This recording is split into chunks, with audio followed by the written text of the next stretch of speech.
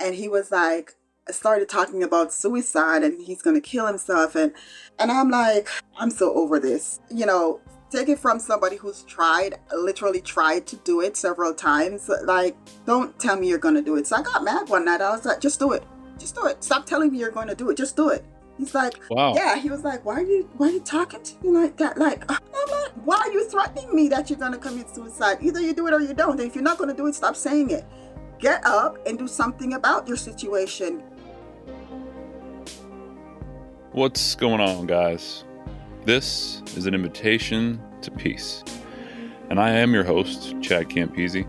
The goal here is to help you find hope, healing, peace, and maybe even a little adventure. We use a spirit-driven focus that produces life-altering results. How are you? Specifically, with this bonus episode this week, how's your marriage? Or how's your relationship with what other significant other you have? Seriously. Honestly. And to be frank, this was a tough one. It was a tough one for me. I caught myself several times being judgmental, asking questions in my head, being shocked. And I am not one who shocks easily, let me tell you. Even to the point that when Kerry-Ann was speaking, I thought, man, maybe you made the wrong decision, and wondering why in the world she made some of the calls that she did. But, I mean, for your relationships, have you ever been to the point where you just can't do it anymore? Maybe you don't think there's anything left. Maybe it's so bad that even God couldn't miraculously save whatever it was you had left. Well, Kerry-Ann has been through some things that I'm guessing many of us have not. We've probably never walked in her shoes, some of us. Things like infidelity, suicidal tendencies, attempts, depression, and even the eventual and way too early loss of that godly man that she had written off, but that Christ came and radically changed from dark to light, and even a leader in their household. When she says she was married to the badge, she wasn't joking, and she wasn't leaving. This one had the imprint of God's healing and His grace all over it. And lest we forget, as I do too often, God does play the long game in life, and His vision isn't just for this life. It is eternal. Okay, without further ado, this is a bonus episode, and I'm throwing this out there for all of you that are spouses or significant others of first responders. Hopefully it will be helpful to you and bring some hope, healing, peace, and hopefully even a little bit of an adventure as you jump into Kerry's shoes for a bit. Without further ado, we have Kerry-Ann Burnett Ashtree. She is a police widow and the founder of Married to the Badge. My conversation with Kerry-Ann. All right. I am here with Kerry-Ann. Kerry-Ann, how are you this evening? Chad, thank you for having me. Hey, I certainly appreciate it. And talking before we kind of jumped into this, you kind of expressed the desire, you want to be real and open.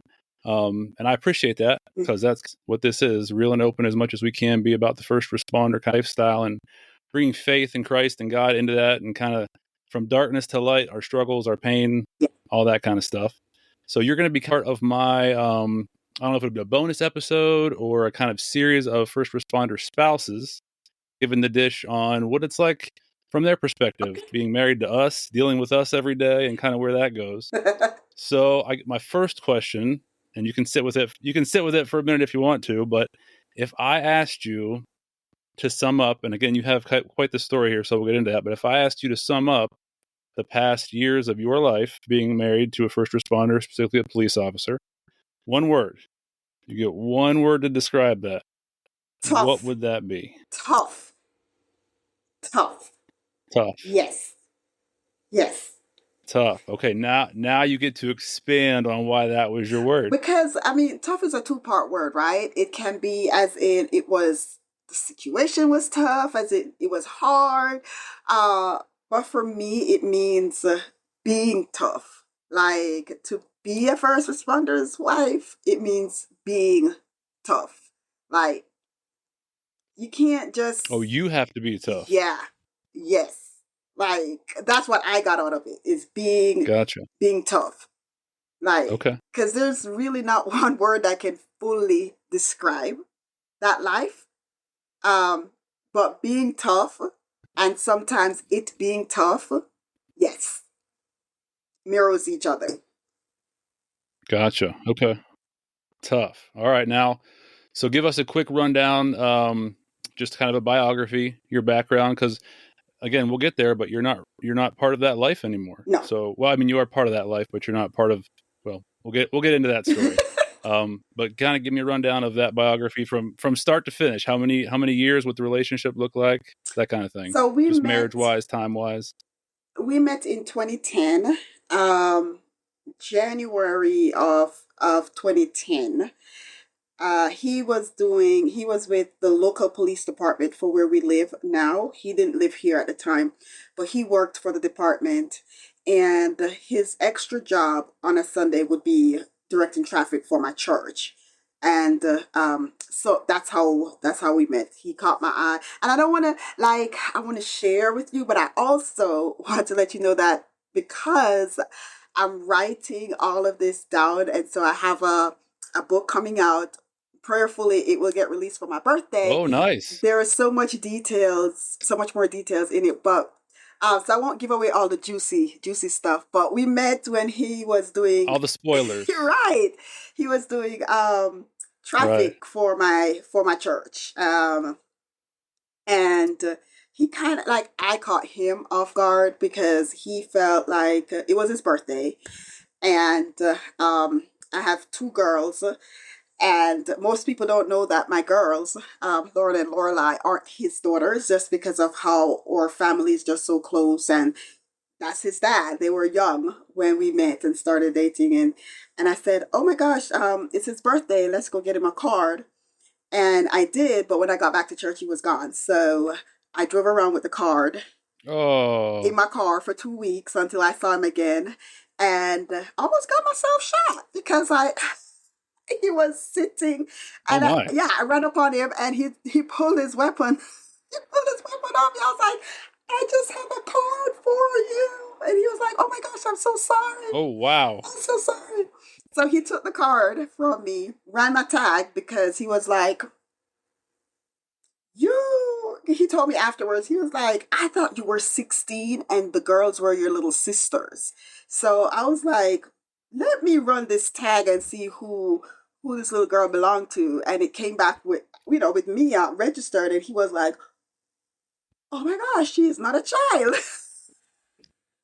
so so that's how we met. Nice. That's how we got started. We got married in 2012, um, November 3rd. So Saturday gone would have been our 12-year anniversary. So kind of bittersweet, Oh, but yeah, this past Saturday would have been that.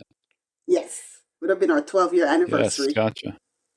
Wow. Okay. Yeah. So paint that picture for me. What did you just walk out of the church front doors at some point and see him standing there directing traffic, and just like God shone down light on him and just the angels sang behind in your ears, or what's that look like? So in Yeah. the December prior, pulled out of church, and he was directing traffic.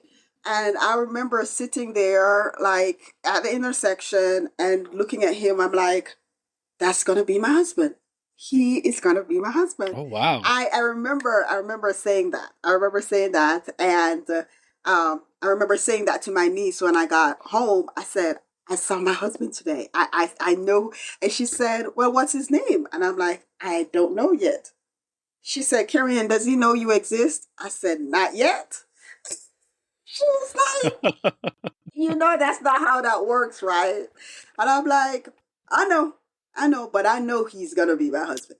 He's gonna be my husband. So yeah, so when we Okay. in January, when the pastor had brought him on the platform because his parents are from Haiti. He was born in New York, but it was when we had that really terrible earthquake in Haiti, if you remember that.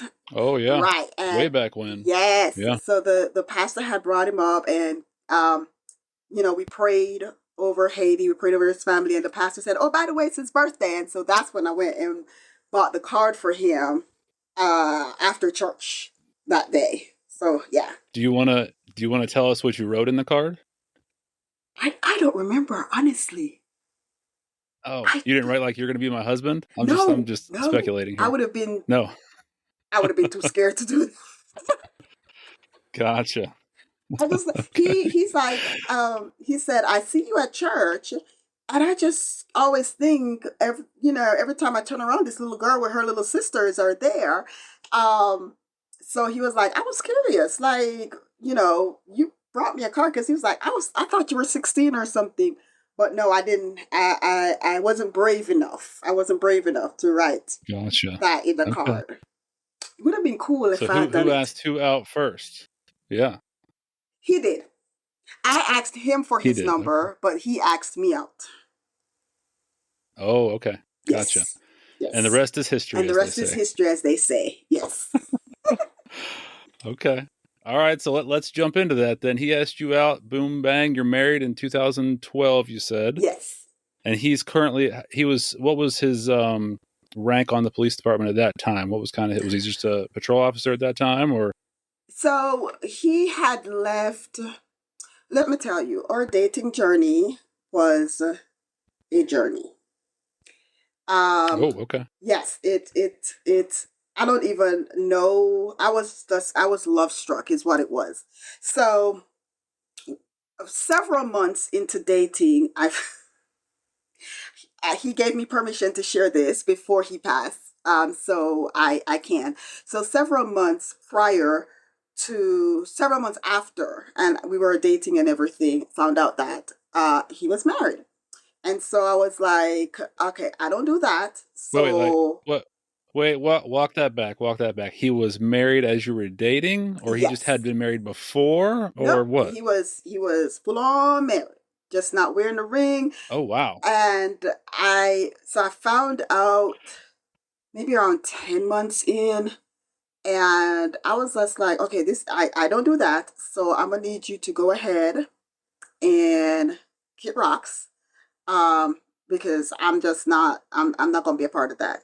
And so he showed back up the following year, several months later. He showed back up, and he was like, everything is good now. They were going through, he said they got a divorce and all that. Now, I said to him, I hope that wasn't for me, because I had like forgotten about him, focused on the girls and all of that.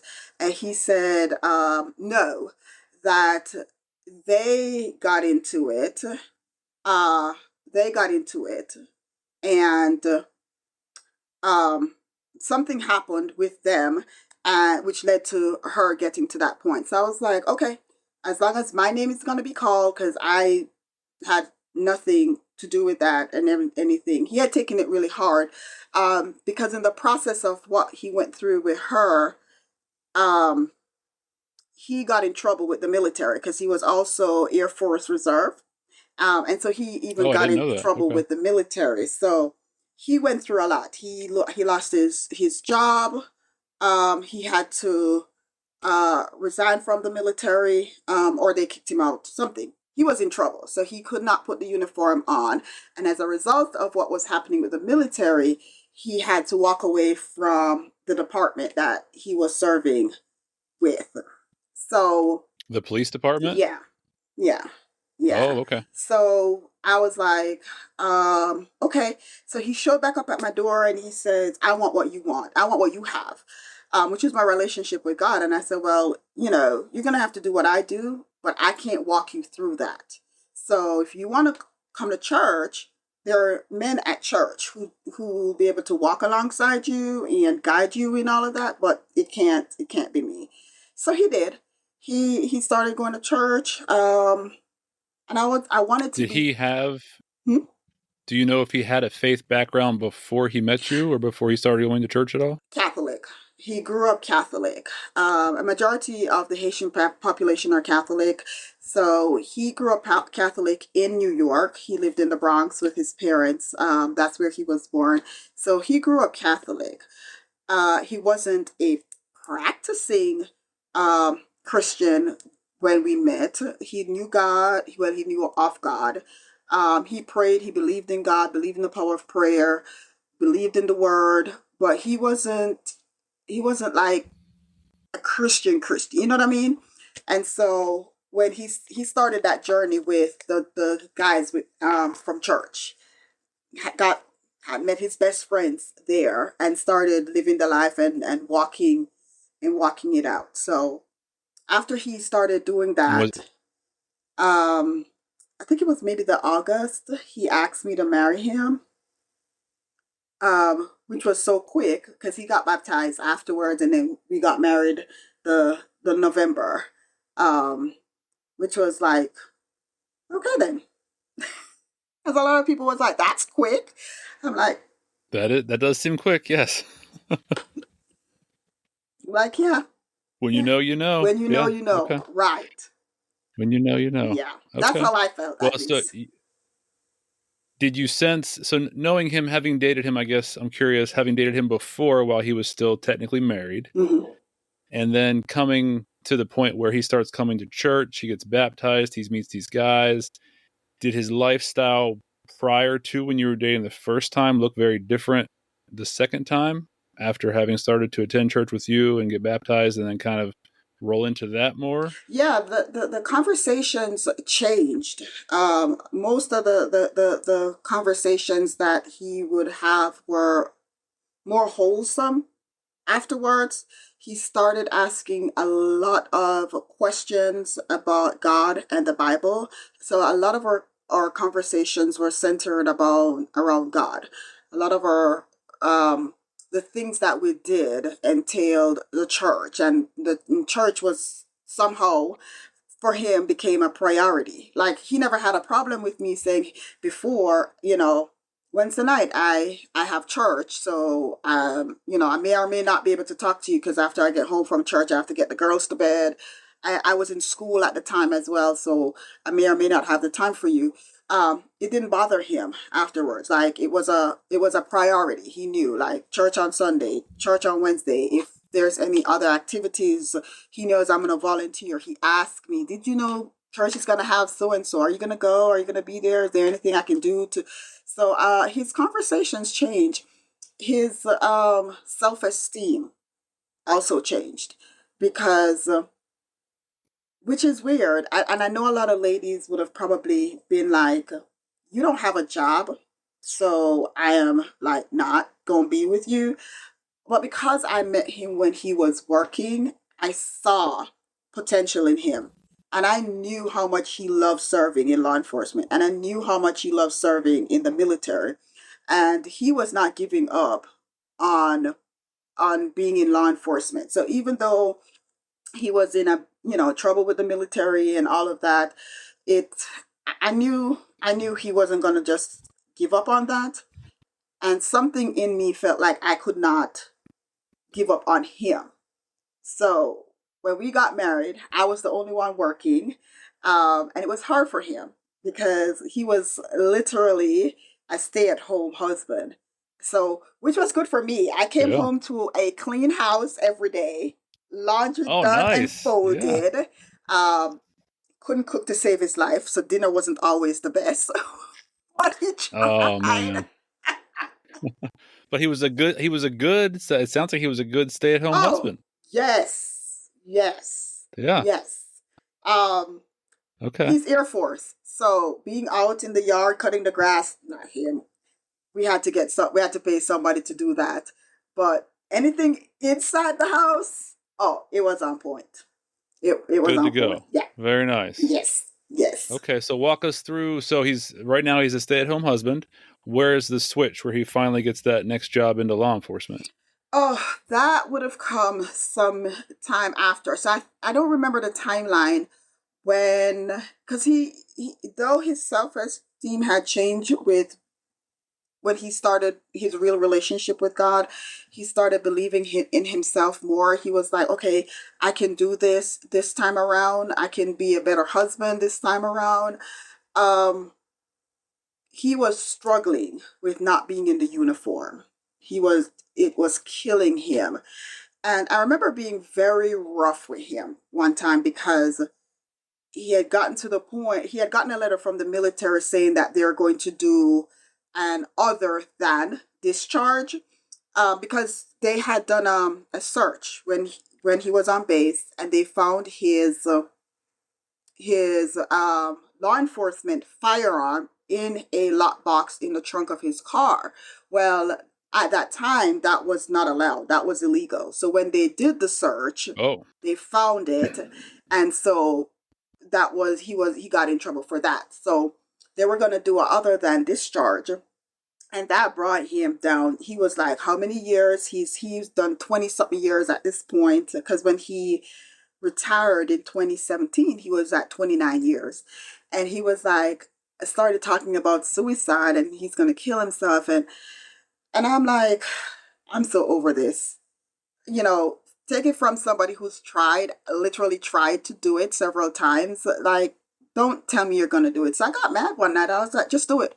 Just do it. Stop telling me you're going to do it. Just do it.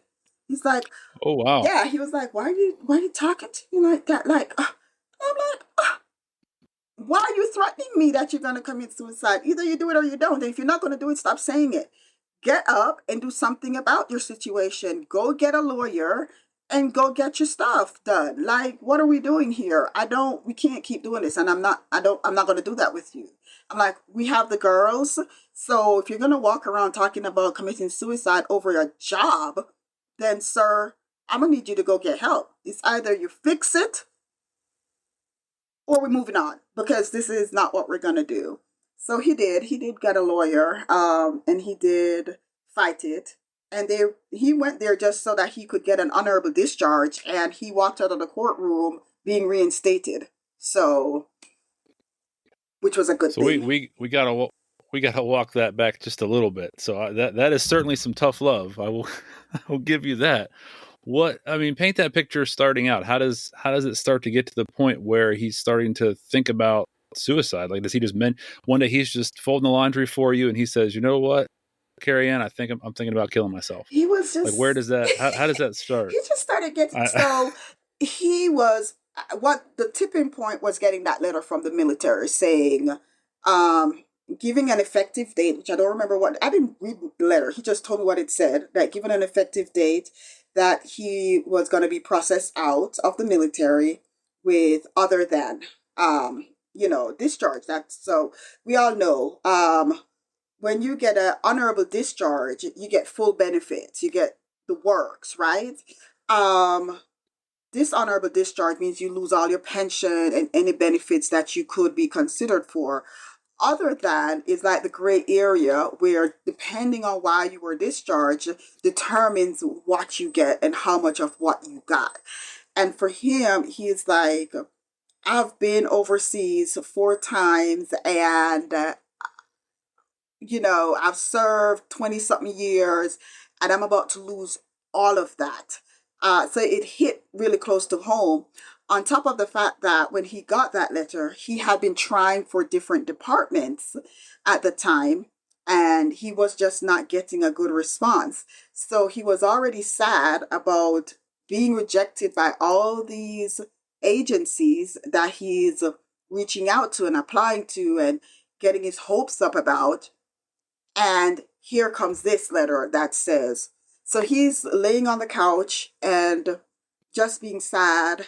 And I remember walking past him. I came downstairs and I walked by him, and he was like looking kind of weird. I said, what's wrong? And he was just like, woe is me kind of thing, da da da da da. I don't know what to do. And I was like, oh, okay. But I've been hearing this before, and I've been like, be supportive, be supportive, be supportive. Until then, he starts saying, oh, I'm just, at this point, I'm just going to kill myself. I'm just going to take my life. What? What? I'm like, okay. I said, well, just do it. Just do it. I shot the heck out of him. He was like, Yeah. he sat up in the couch. I guess you don't love me because you wanted to. I'm like, dude, stop. Stop. Stop. It's either you do it or you don't. And if you're not going to do it, stop saying it. And if you're going to do it, just go ahead. He's like, well, I guess you don't love me. And I'm like, that has nothing to do with it. Like, you have been moping around and being sad about being out of the military. If that's what they're saying to you, get a lawyer and fight it. Killing yourself is not going to help either. You're not going to get any benefits then. So stop doing that. I'm like, we've got the girls. You can't be walking around talking like that in front of, no. They come down here now, they see you like this, and daddy, what's wrong? What you going to tell them? You're going to kill yourself? Dude, I'm not about that. So. Now, speaking of that, you mentioned earlier from somebody who has, I think you said literally tried. Is Yes. that somewhere you have been to mentally and then kind of in places in your life? You've been there, done that, dealt with it? Is that kind of why you felt comfortable saying what you said, or where did Yes. that come from? Yeah, because for me, I've learned that generally people who are suicidal, who are actually thinking of taking their lives, who are putting plans in place to make it happen, they don't tell anybody because they don't want to be talked out of it. And so when you Right. threaten people, and I call it a threat because when you just say it over and over, I'm going to commit, that's you weaponizing it, and that is you using it for attention. I don't like that because you have people out there who are genuinely in that space and they just don't even know how to open their mouth. So when people just go around and just throw it out there, no, I'm not okay with that because you have people who genuinely struggle with that, and you kind of demean what they're going through, and I'm like, I'm not okay with that. Not at all. Was there any point during this time where you're like, I wonder if maybe I made the wrong choice, the wrong decision, maybe if he wasn't God ordained, light shining down, angels in the background type thing, or what were the thoughts going through your mind as you guys were going through this? Um, Not with that. Not with. I didn't think that maybe I made a mistake with him. For not then, not while he was going through that. But there were times when I thought that for other reasons, but not when he was unemployed, not when we were struggling financially, not not for that reason. But yes, there were times when I did think that, when I was like, I made a mistake. Like, Lord, I made a mistake. Gotcha. You know. Okay, so let's walk forward then through here. How does the military thing resolve itself, and then walk us into kind of where that leads with him actually getting a job Okay. and where that goes. All right. So this is now 2014. He did get the lawyer. This was probably when this whole situation happened, was probably around January, February of that year. He did get a lawyer. They did get a hearing, and they went to court. And which is, oh my gosh, he's in court. I'm here. I'm in pain. I'm at work. I don't know what's going on with me. I'm having real bad stomach cramps, and like sick. My manager takes me to the hospital, and I get admitted because my appendix is about to rupture. And so Oh my. the whole time, everybody that I know is calling him, trying to get to him to let him know Kerry-Ann is in the hospital. We got the kids. Somebody's staying with her mom. Like, all of this is going on. Nobody can reach him because he's in court an hour and a half away. And so I get transferred from the hospital that I was at to the sister hospital where the surgeon is at, 20, 30 minutes away.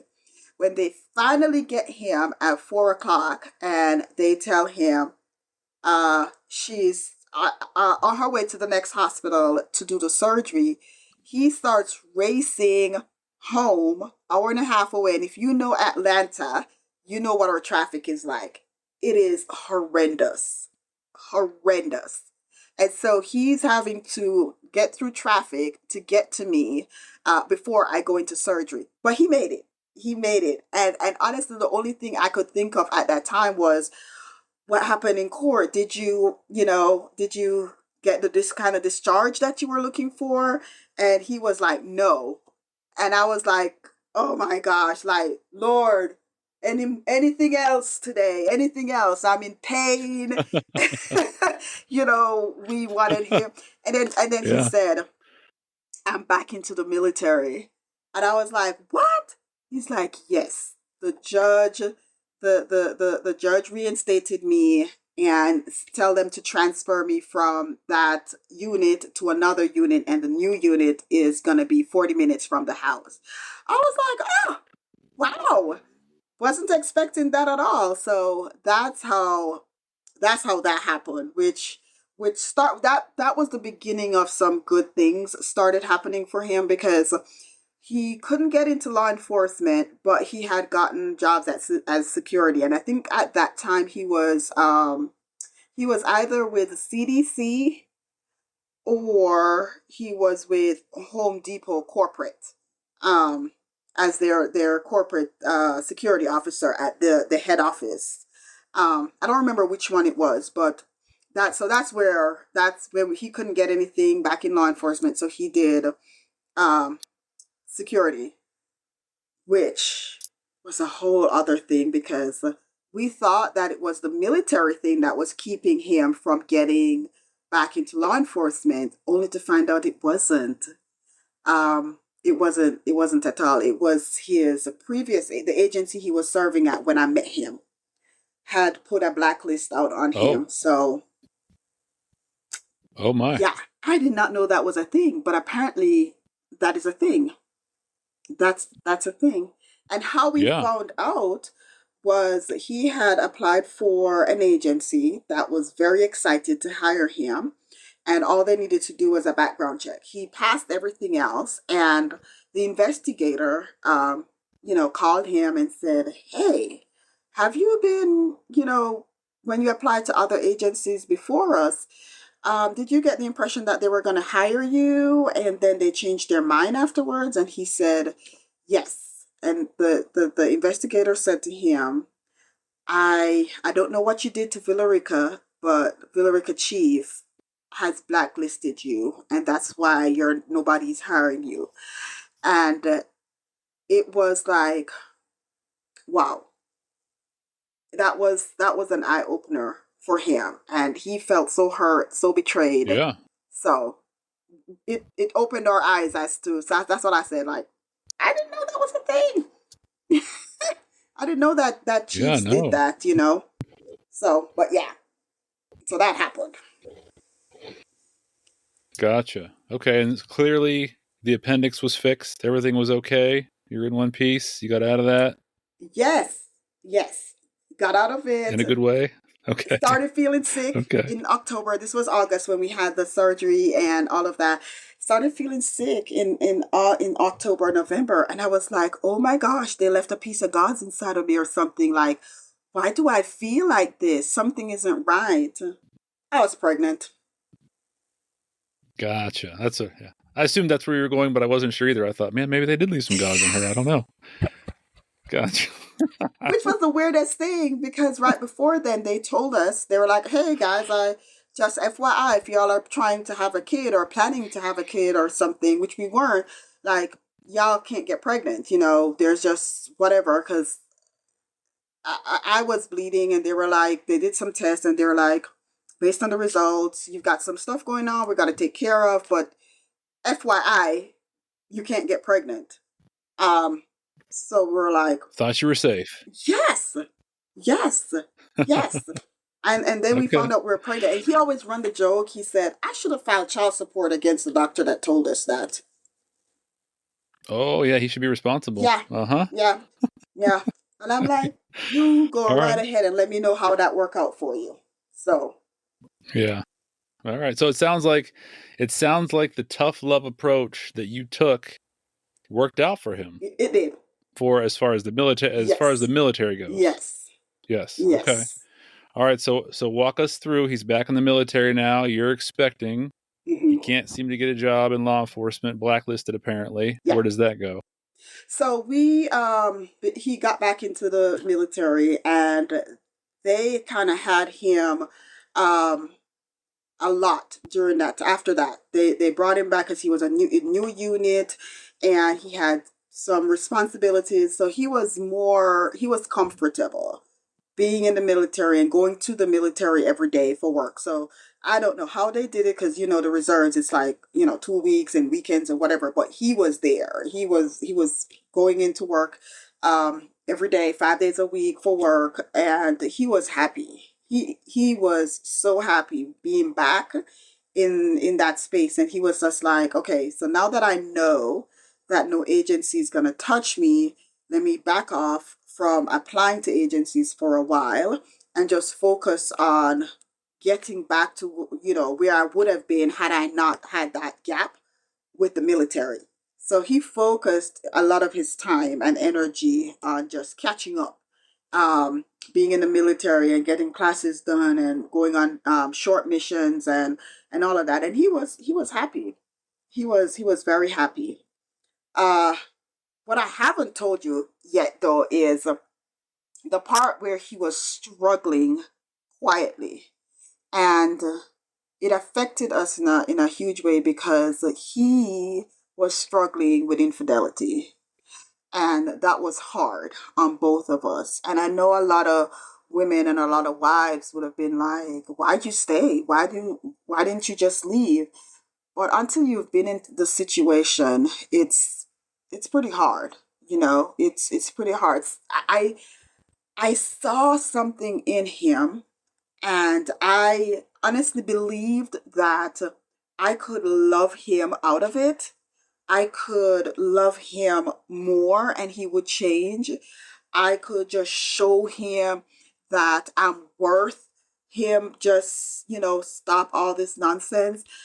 And that lasted for 7 years. So while we had some bad times, we had some good times, and we had some bad times. But that lasted for 7 years on and off. It was hard. Now, was that infidelity? Was that part of the first portion of your dating experience, or you mean after you got After we married? got married. Then that's when that Yeah. after you got Yeah. married. Yeah. Okay. So the And then first do you 7 years know? of our So a lot marriage. of times, gotcha. Did that seem like? I mean, a lot of times when you hear about, especially infidelity, when it comes to first responders and those kind of relationships, with your husband going through the depression with the military stuff and whatever, did it seem like for the infidelity reasons, was he trying to maybe fill some kind of void in that portion, you think, or I have no why did that come idea about? because I asked. At first, I was too embarrassed to um tell anybody else, and so I never shared it, and I kept it to myself, and I was trying to protect him and not embarrass him and not embarrass myself either.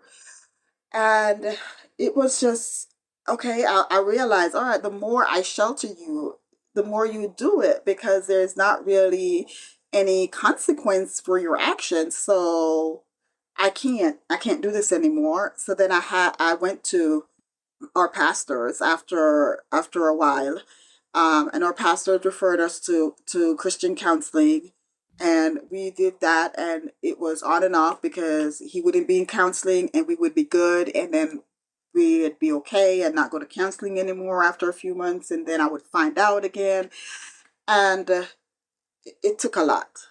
It took a lot out of me to keep doing that. Um, and then we had Jonathan, and he stopped, I guess, for a while, and something happened inside of him. I don't know, and he was back at it, but he was back at it. Really after he got hired by Lovejoy because he had told them about Villarica, and they were like, "Fine, we won't even call them, but we'll call the other agencies that you were with." Got good reports, so they hired him, and then when Fairburn called him, because that he was at Fairburn when he had to resign when the whole military thing happened. So when Fairburn called him and said, "Hey, we have a spot. Would you like to come back?" And he was like, "Yes, yes." They were like, you got everything with the military resolved, everything. And he was like, yes, all of that is good. It's gone. It's been years. It's been taken care of. And so when he started back with Fairburn, I felt like that was like ammunition again to go back to doing, the lying and the cheating and all that stuff. It's just like, I don't know what it is with the uniform that makes people do this. I don't know. I don't know. But yeah. Well, take me back a little bit though. Take me back. So with the uniform, being unfaithful, having a new son, having the girls, where faith wise, personally wise, where are you at? I mean, where's your mind? What are you thinking? Like what are you feeling? How is this going inside of you? I Especially with your faith, especially with the I faith mean, background with God, like what are you yes. thinking? Where are you going? I'm like struggling and I'm like, okay, God, what do I do? And I kept saying one of the things that we had said when we got married was divorce would never be an option. It wasn't something that we would talk about. And we agreed that it was either we fix whatever went wrong or we live like roommates, but divorce wasn't going to be an option. So we did the roommate thing. We did the roommate thing. And that was awful to be to live with the person that you are in love with and be so angry at the same time that when they walk into the room, you just walk out and not even realize it. It says a lot. It says a whole lot. And that's where we got. If I'm downstairs watching TV and he would sit in the chair, like the recliner next to where I'm sitting, I get up and leave. And I did not realize it until he said something to me about, he's like, you can't stand me that much that you don't even want to be in the same room with me. But this is years of going through the same thing over and over and hearing, I'm sorry, it's not going to happen again. And it's still happening. It's crazy. And I'm like, How did you Oh, sorry, go ahead. I was praying like, God, how do I do this? How do I fix this? How do I go through this? Like, I need faith, I need help. And that's when I was like, yeah, I can't I can't carry this. I have to share this with someone because this is a lot. Like, I'm suffering in silence, and that's not fair to me. And the more I keep it covered so that you are not embarrassed, um, the more you feel like you have permission to do it. So talking to my pastors, going to therapy helped me through it a lot, but it was hard because I was sad. I was sad, and my girls could tell I was sad, you know, and they were super protective of me because I was a single mom with them. We had gone through some stuff together, and when he came into our lives, it was like, yay, we have a daddy, that's here and he loves us and all of that stuff. And one thing that I can say is, he was a great dad. He was an amazing dad to the girls, because even after he passed, and I talking to the older one especially, and I'm saying to her, I didn't think you liked him that much. She's like, Mom, are you kidding me? Are you crazy? He was a great dad. He was a terrible husband, but he was a great dad. And I was like, okay, okay, we're on She the same page with that. They're like, Mom, we saw when he made you right. cry. We know when you were crying because of him. We knew when you were sad because of him.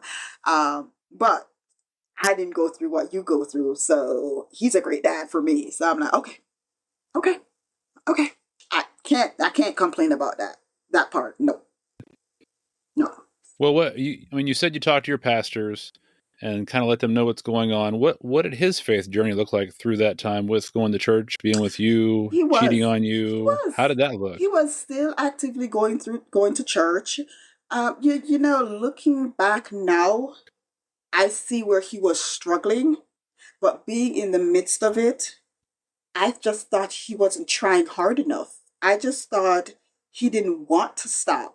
I just thought he was just, I don't know. Like, what are you doing? Why are you doing this to me? What is, am I not good enough?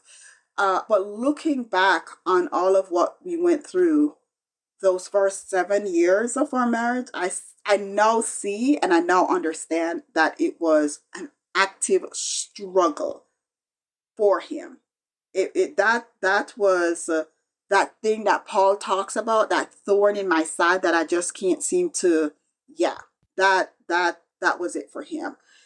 And we did not get the full wake up call or full understanding of what he was going through until I think uh, 2020, 2022. It was March of 2022 when we went to the first responders bridge retreat in Cincinnati, in Ohio. And some of the things that some of the other first responders talked about, um, things that they went through, things that they faced, things that they had to overcome, was eye opening for him. Now, by this time, he had stopped. He was doing good. He had stopped. He was, but it was eye opening to him. Well, to us both, actually, to hear these people, these other first responders, both law enforcement, fire, EMS, corrections, talk about some of the same challenges he was having and doing some of the same things that he was doing, and how it caused them, their family, and all of this stuff. But they overcame it, and he was like, "Oh, now a lot of this made sense to me." But getting to that place was hard. Getting, because I got so, it was so much for me.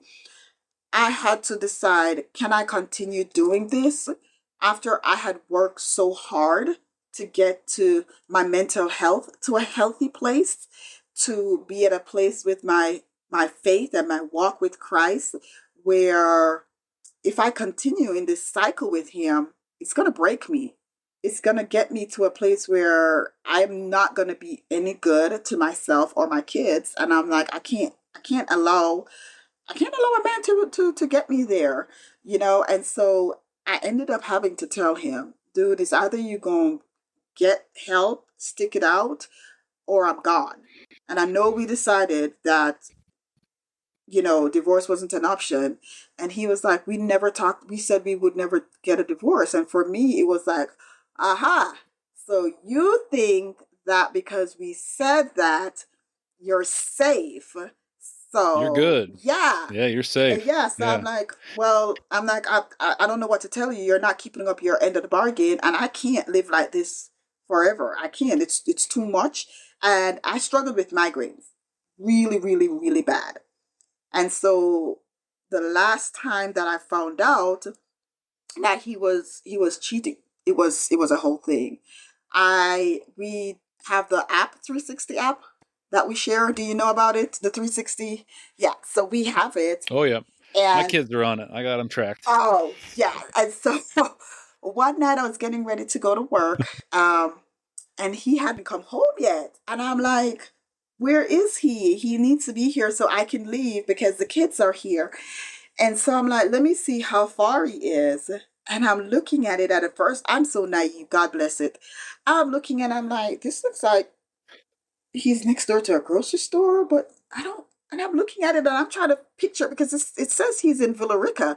And I'm like, if you're home, where is this that you're at?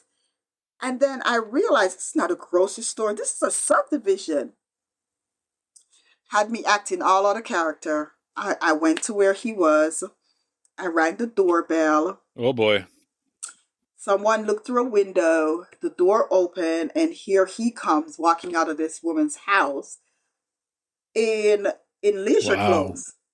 Bro, you left this morning for work, for a class in full on uniform, right? The vehicle was parked up in the driveway, and I'm like, oh no, like no, this is it. I'm like, you've got to be crazy, and and I left. I was like, don't bother coming home. I'm gonna go get your stuff and bring it back. And so he came home like shortly after I did. And so we had a really rough conversation that night. And I was yelling. I was livid. I was out of my mind. And I remember Lorelai. She's the younger of the two girls. Lorelai walking into the room, and she said, "Stop, stop." She said, "I know what it's like to have my parents divorce, because her dad and I had gotten divorced." And she said, "I refuse to let that happen to Jonathan. I refuse to let what I went through as a kid happen to Jonathan. So y'all get your act together and get it right." And she walked out of the room. And I'm looking at him, Wow. and I'm like, "You have to leave. Like, you have to leave, because I'm not going to teach the girls that it's okay for a man to be like this with them. And I don't want Jonathan to think that what you're doing is okay. I don't want him growing up and treating another woman the way you're treating me. So you have to go." And he's like, "I don't have anywhere else to go." I said, "You were at somebody's house just now. I didn't catch you in a parking lot." Yeah. "What do you mean?" He's like, "I'm not leaving." I said, "What do you mean you're not leaving?" He says, "I'm not leaving." He said, "We're going to fix this." I said, "I'm done. So I don't know what you're going to fix, but I'm done. I'm out." And he was like, "Nope, I'm not going anywhere." And I checked out. I literally checked out. And for me, I'd say that I left him in the marriage by himself, because I was like, "You're not going anywhere. Me and you're done. I'm not going to any more counseling. I'm not." So we we just lived like roommates for several months. Lauren left to go to join the military the February, and I'm here at home, and I'm like, I just want to get her through boot camp, because she's, we're writing back and forth. "How is everything? How is this? How are you and dad? Da da da da da." And I'm like, "We're okay." And all this time, he does that thing where, "I want you to watch this video," or, "I want you to listen to this song." And I'm like,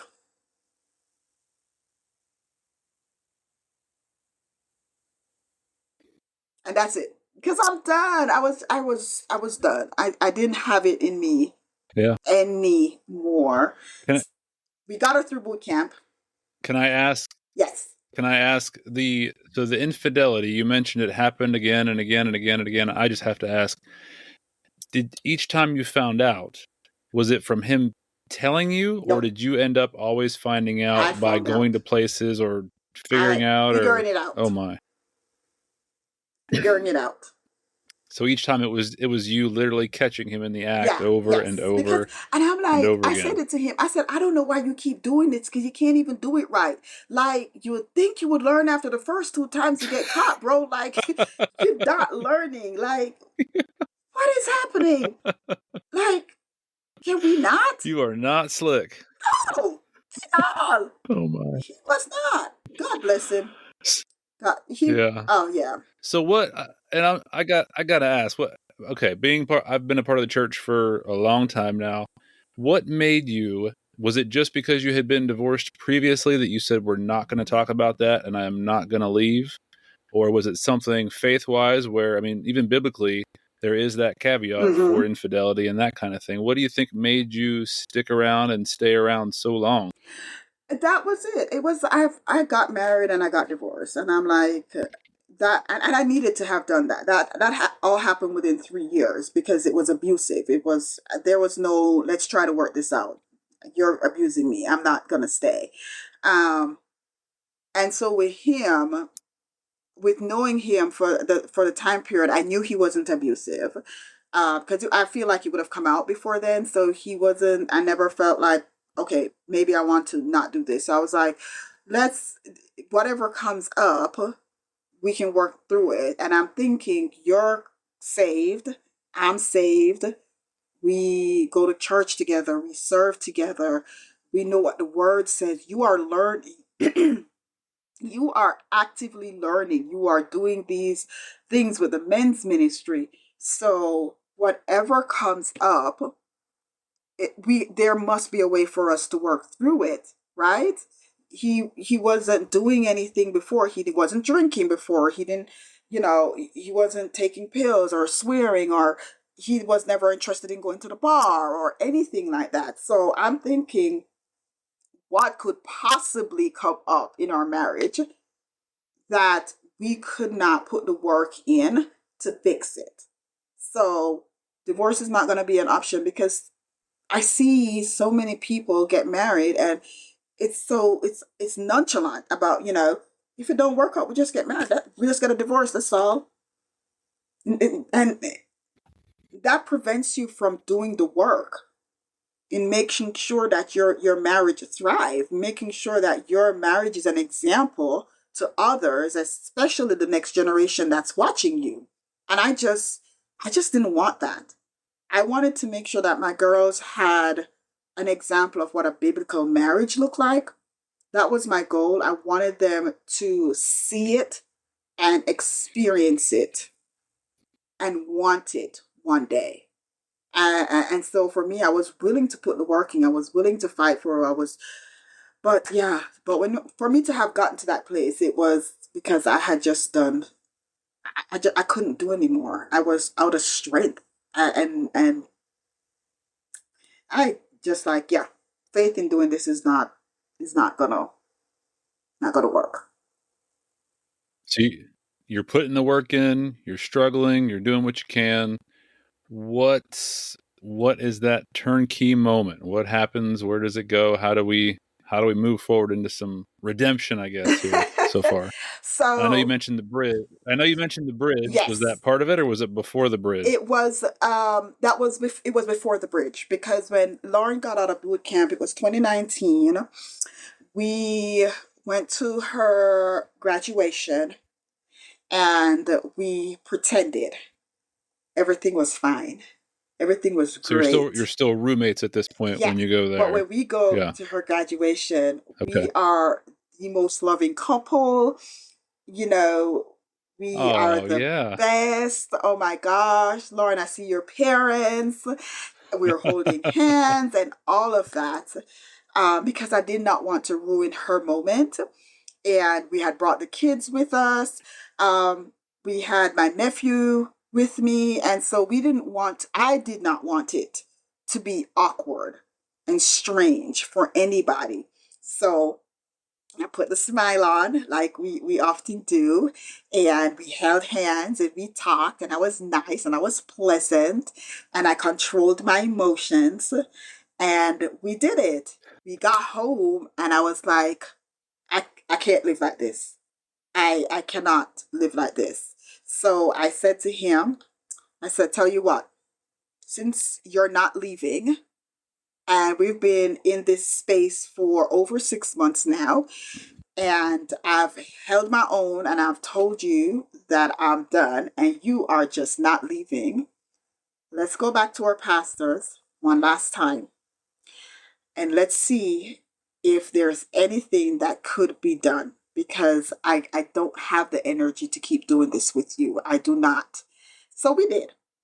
And I remember our church had transitioned from our founding pastors to the kids. And so this is a new generation pastor, because they're younger. And so, but they were our Oh, friends okay. before.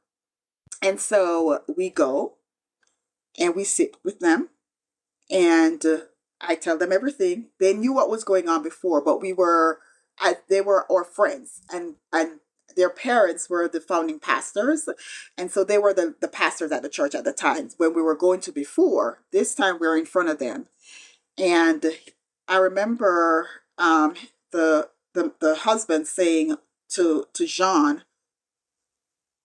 if you won't do right by her, let her go so somebody else can love her and treat her the way she needs to be loved and treated. And that shook him. That look on his face was like, "Uh, you're a pastor and you're actually saying divorce? Like you're actually like that?" And he's looking at him and he's like, yeah. He's like, dude, we keep doing this. You keep doing this. You're not changing. And if you're not going to change, let her go. Let somebody else love her. And I think that was a wake up moment for him. And so he was like, okay. He's like, all right, let's go back to the outside counselor, and let's try again. And I said, I'm not going back. I said, you need the work. I said, when you get the work, when you put it in, when you do what you need to do, and I see lasting change, I will join you. But I said, we've been to that counselor 3 times already. I'm not going back until you work on you. And then we'll see. And so he did. He did. He went back to therapy and he did it religiously. He kept his appointments. If he couldn't physically go because he couldn't get out of work, then he would find somewhere to sit in a corner for 45 minutes and he would do it over the phone or over Zoom. Now, this right here is what I haven't told you. I haven't told you yet. Um, and this is the shocker. This is where a lot of women would have said, Kerry-Ann, you are crazy. You done lost your mind. Oh boy. This, once this happened, I would have been out. You did that. You stayed, and are you right after? I'm ready for a shocker. Right, I like shockers. right after we got married, November 3rd, 2012. I found out he had a baby. He had a child. Oh my. So while we were dating, he was dating someone else. Um, and that person, that lady had a child in April of 2012. So I find that out and I'm like, I'm already married. What am I going to do with this? Oh What am I jeez. going to do with this? All right, Kerry-Ann, breathe through it. Breathe through it. It's going to be okay. It's going to be okay. It happened before y'all got married. Yes, he kept it from you because he didn't know how you would respond, but it's gonna be okay.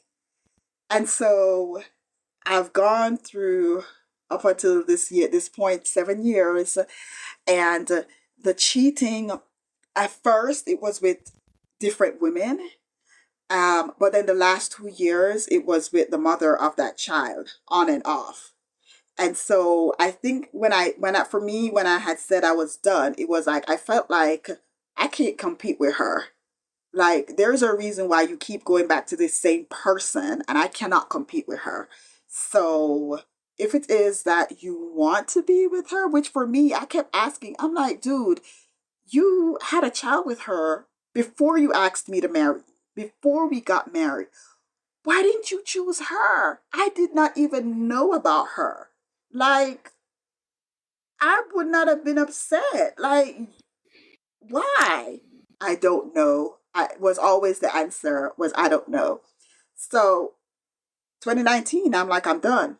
He's like, give me one more chance. I'm like, go get counseling because the problem is not with me.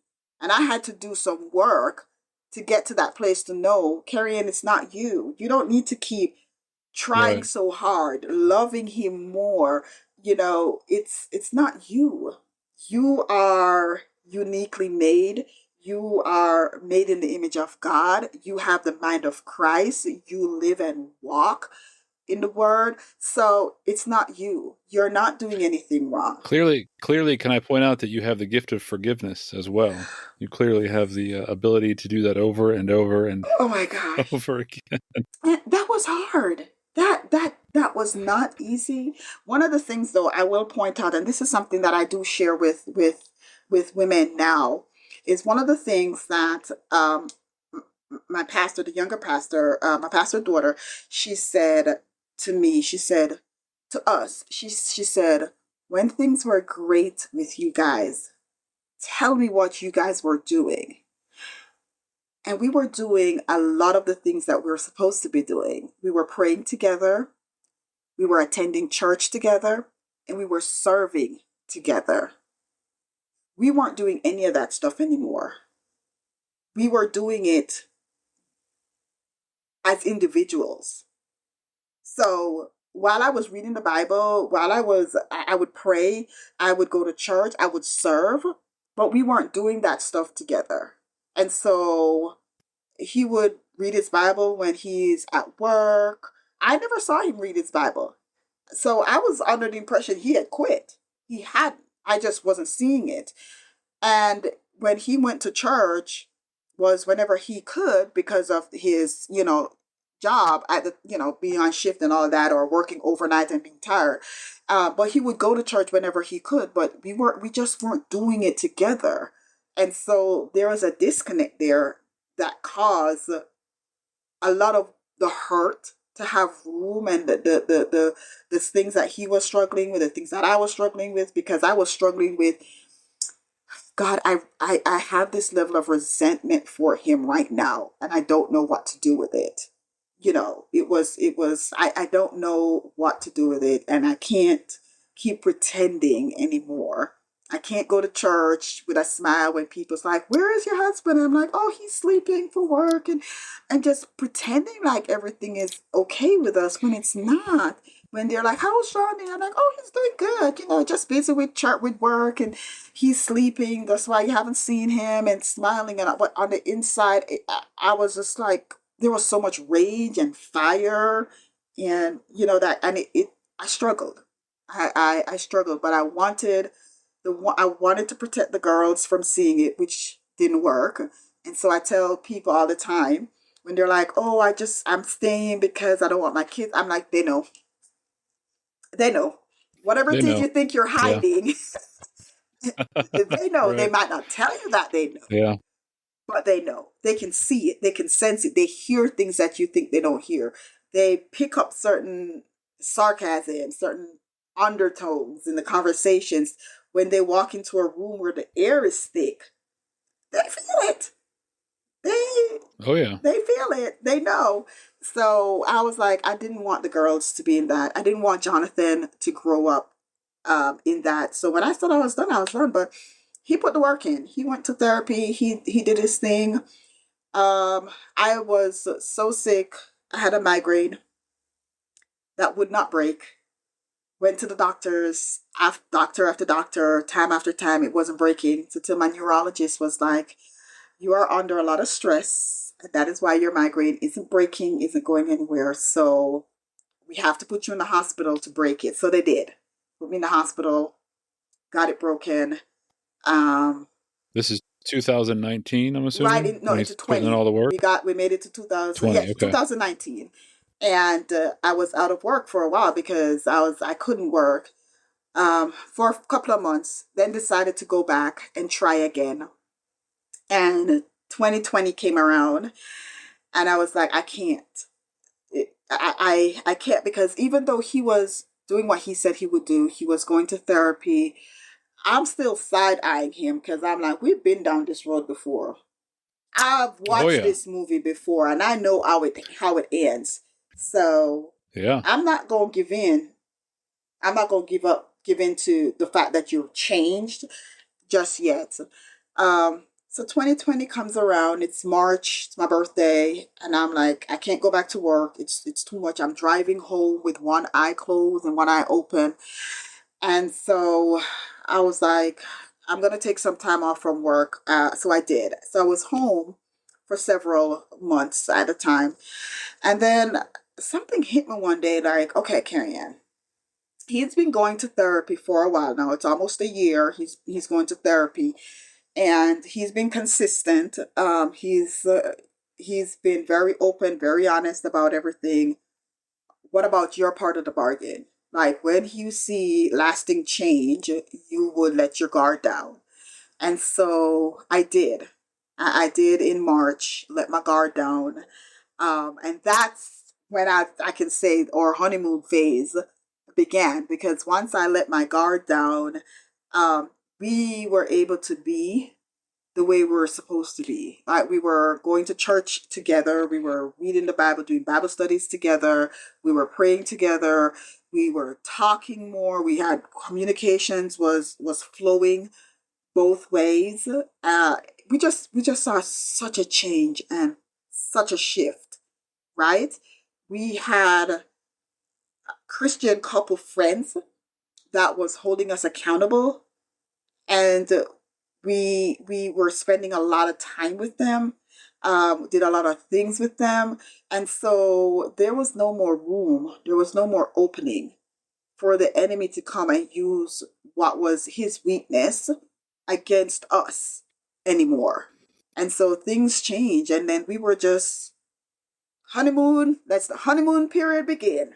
That's where that's where we So were. 8 years after the marriage, the honeymoon starts. Yes, yes, it was something else. But and now I can say those last 2.5 years, for me, was worth what I went through. I would not wish it on anybody. Really? I would not wish it on anybody. Right. But what I went through strengthened me as a person, as a woman of God, as a mother, in such a way that I don't know that I would have gotten all of that experience and growth opportunity had we not gone through it. You know what I mean? Like, I've come to learn things like, don't take people for granted. Like, looking back, I saw where there were things that I did. Not saying that it was my fault that he made the decisions that he made, but there were times when I Right. just took what we had for granted. I took him for granted. And I understand now that what you crave in a marriage, if you don't get it, then you're going to look for it outside. And when you get married, they tell you, Genesis 2:24, you two becomes one, even though you still have your own person, you're still your own person, but two becomes one. It's different. And a part of that for me was I was a single mother for several years. And so I was still very independent, still, still very independent, still strong willed, still wanted to do things my way when I thought I was being submissive, but I learned that I wasn't, and it wasn't submissive as in allow him to walk over me, but argue about every little thing. I always wanted to be right, always wanted things to be my way. And I learned that's just not how that works in marriage. And so I picked up a lot of that when I was doing counseling with him. And so when we started going through the honeymoon phase and I started putting all that stuff that I learned into action, it was such a difference for both of us. It was such a difference. So that was 2020. Things started looking up, turning around, and when we went to the retreat in Ohio, it was an aha moment for him. That was like, wow, wow. In 21, we went to the Billy Graham Law Enforcement Appreciation Retreat in Raleigh. No, it was in Asheville, North Hmm. Carolina. And being there was when I knew for sure. I was like, yes, he has changed. He has definitely given whatever he was struggling with to God, and he's definitely, because seeing him worship in a room that is majority male officers who are actually being vulnerable in this moment was powerful. When I see him lift his hands and I see tears come down his face, and I see speakers and I see him taking notes, and I see him looking up scriptures and putting it with the notes that it was something for me. It was like, yes, yes. He's definitely giving up whatever it was that he was struggling with, and I can relax now. I can breathe. I can trust him 100% now because he has given it to God. Was such a difference, such a difference. I remember. I remember we were. Alison Uribe was speaking, and she had done an altar call, and she had invited people to come up, and you could pray for somebody. And I remember standing next to him, just standing there, not thinking I was qualified to do this. And I see him walk up to the altar, and I'm thinking he's going to kneel down for prayer. And I see him lay hands on people and he's praying. And I was like, that right there is what you've been praying for, Kerry-Ann. That right there is him leading. He's legit now, Like, yeah. and so I'm like, okay, if he can do this, if he can lay hands on somebody and pray, when we were at a place where he wouldn't pray in front of me because he was intimidated by that, to a place where you are standing in a room of over 100 law enforcement officers and you are laying hands on a couple and praying for them, I know this is God. And so I go up next to him and I do the same. And so every single time, like, I see that picture, Billy, the people at Billy Graham sent me that picture after he passed, not knowing who he was, not knowing our story. They did nothing about us. They used it in a pamphlet, in a pamphlet, and when I saw it, I was so weak. I was like, oh my gosh, like that moment was real. That moment right there was real. And I mean, I can't, I'll just have to cherish that moment for forever. Forever. Absolutely. Yeah. So walk us through now. Obviously you speak of him in the past tense. So what exactly happened? Where are you at now? What's going on? Okay, so we were living life. I started I joined a couple of Facebook group, law enforcement wise Facebook group. Did not know that was a thing before 2020 when I was at home and bored, and end up starting a Bible study group with another lady at the time.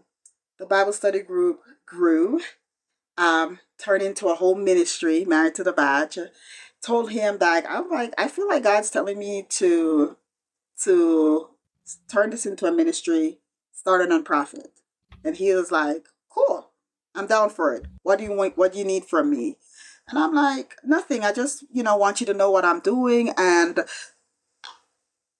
I never forget this part because I tell the ladies now, if they want to be a part of N2B, talk to your husband, because without his support, then you won't be able to serve effectively. Because I talked to him about it, and I remember saying to him, okay, I know that starting out this whole thing and applying for the different things that you need to apply for to make it legit is going to take a lot of work. And I don't want you to think that I am, uh, just too busy for you. I said, so here's the deal. If there ever come a time when I'm putting more into this than into us, please let me know because I might not realize. I don't want to neglect you and I don't want to neglect us. So let me know.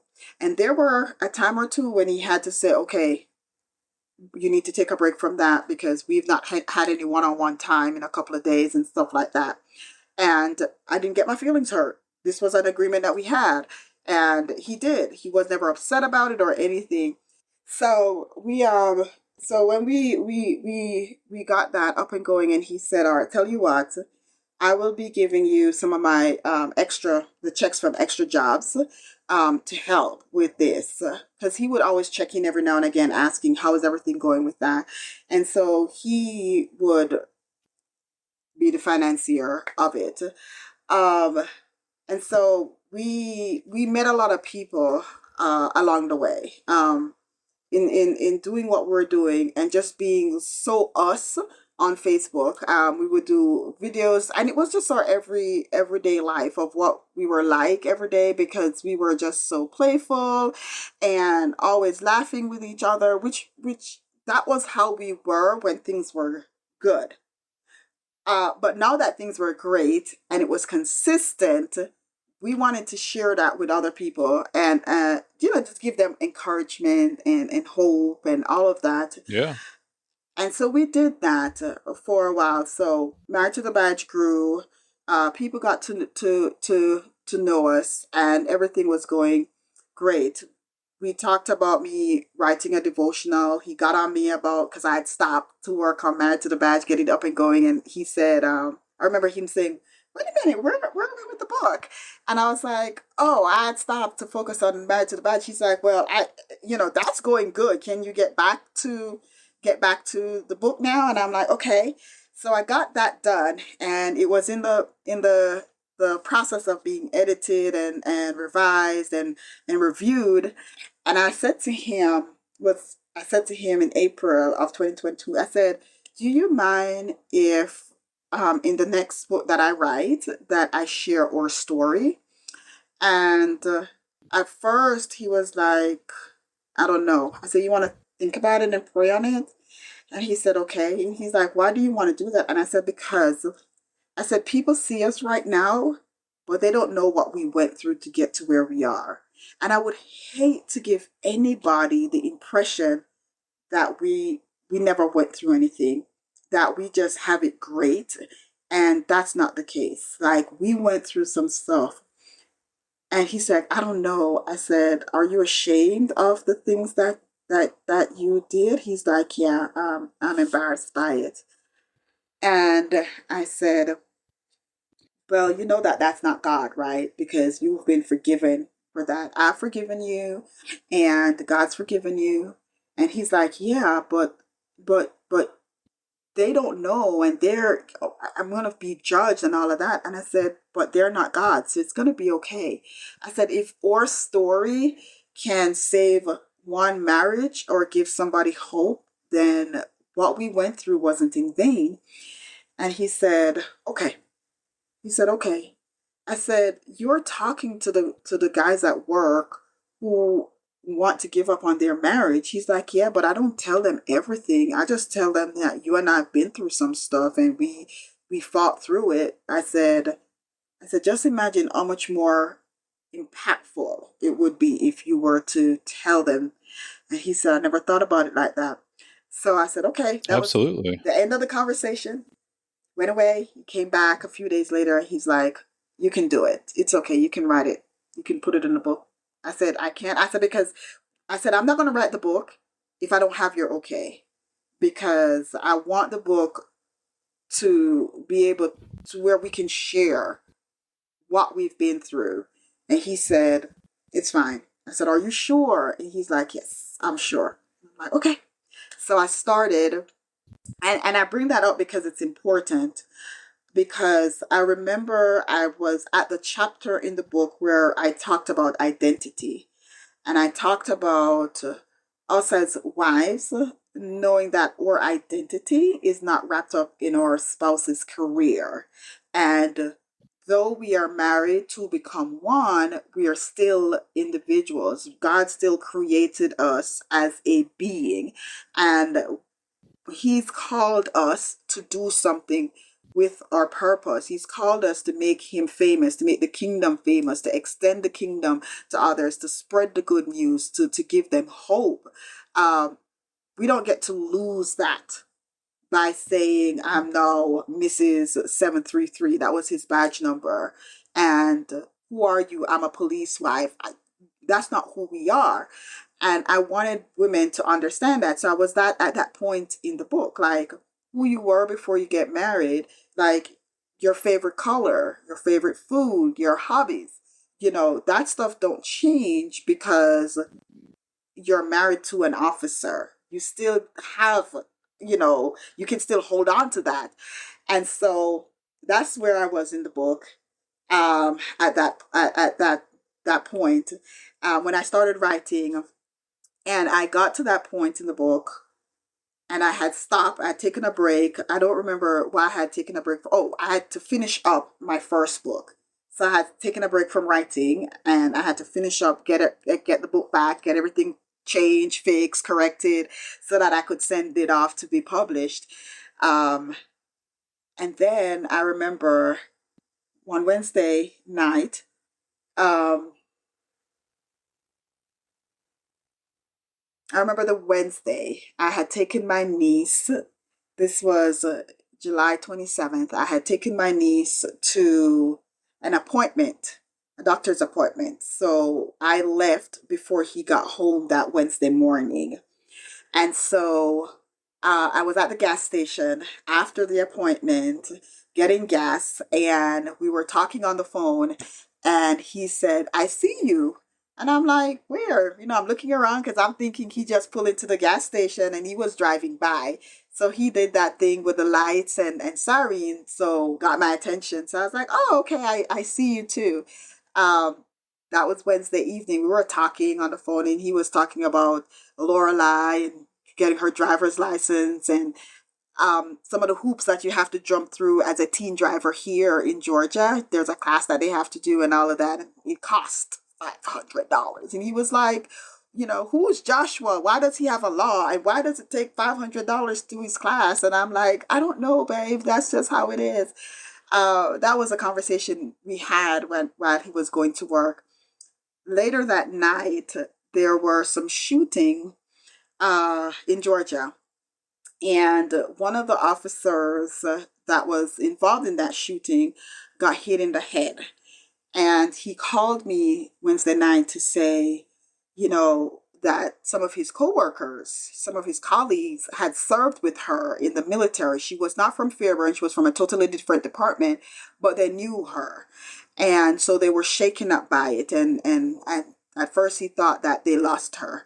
So the following morning, he calls me, he wakes me up at 7 o'clock, and he says, she didn't die, but he said, I'm going to need your help. I'm going to need Married to the Badge to help me help my officers. So I'm like, sure. What do you need from me? What do you want? What can I do? And he said, well, I'll let you know when I get home. Before that Wednesday night, uh, we FaceTimed because we FaceTimed so he could see Jonathan go to bed. So they FaceTime and talked and did the whole good night routine that Wednesday night. And then the shooting happened afterwards, and we talked about it afterwards. The following morning, he called me back to say that the officer was not, she was not dead, but his team is going to need some help with Married to the Badge, from Married to the Badge. I was like, okay, no problem. I will I will do that. What do you need from me? He's like, well, when I get home, I will talk to you about it because I woke you up. So go back to sleep, and when I get home, we'll talk about it. And I was like, okay, no problem. He's like, all right, love you, and I said, love you too. And I hung up the phone, and I went back to sleep. And I have no idea what time it was when Jonathan came in the room and woke me up. This was probably around 10 o'clock. And I had no concept of time at this moment when Jonathan came in the room and we were talking, and the girls, Lorelai came in and we were talking and laughing and so forth. And I remember getting a text. I don't remember the exact time. I remember getting a text from one of the ladies that was surfing with me. And the text said, hey, I'm here for you. If you need anything, let me know. And I looked at the text and I was like, what's that mean? I'm like, maybe she sent it to the wrong person. And then, like, this is happening real life, but it felt like slow motion. So that text comes in. It was 10 something. I saw the text on the phone, and I'm like, I'm not going to open it to read all of it. That's what I was thinking. Like, I don't know what that means, but maybe it wasn't for me. And then glancing at the text on the phone, I see the time, and it's after 10. And my heart starts racing because I'm like, what is happening? In that very moment that I'm looking at the text, I realize the time, the doorbell rings. Lorelai says, Mom, were you expecting anybody today? And I'm like, no. And she runs downstairs to open the door, and she yells back upstairs, Mom, Fairburn is at the door. And my heart drops because now it's making sense. It's after 10, he's not home. This lady just said to me, I'm there for you if you need anything. Her husband is also a Fairburn officer. Fairburn is at my door. Something is wrong. I come downstairs. I've never met the new chief that they have. They just got a new chief earlier that year. Have not met him in person as yet. Uh, so I don't know who is at the door. I don't know who to expect. I go to the door. I see one of the officers that I do know, and I see somebody in a suit. And being a military wife, I learned that if someone in a suit comes, it's more than likely the chaplain. And the chaplain only comes if the person has passed. They won't send a chaplain if the person has not passed. And so I'm seeing this person in a suit, and I'm assuming it's the department chaplain and an officer that I know. He's a captain. He's in white shirt. This is not a regular officer that they send to the door. And so I'm like, I think he was asking the chief. I didn't know it was a chief at the time. He, being in a suit, and he was asking, "Are you Mrs. Astry?" I don't remember hearing that.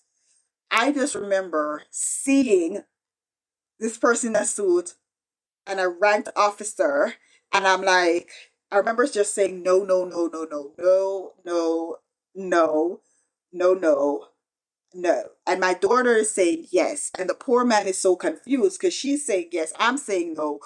Who is who and what is what? Right?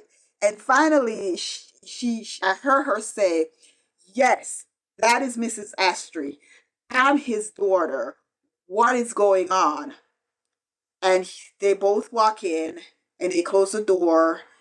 And Lorelai is in between the officers and I. And he looks at me and he says, "Mrs. Astry, there's been an accident. Jean Officer Astry did not make, no, Sergeant Astry did not make it. I'm sorry, he died on the scene." And it was like, what? What do you mean? Because I know something is wrong. And in my head, I'm like, please tell me that something happened, but he's in the hospital. That's what I want to hear. Like, I know something has happened.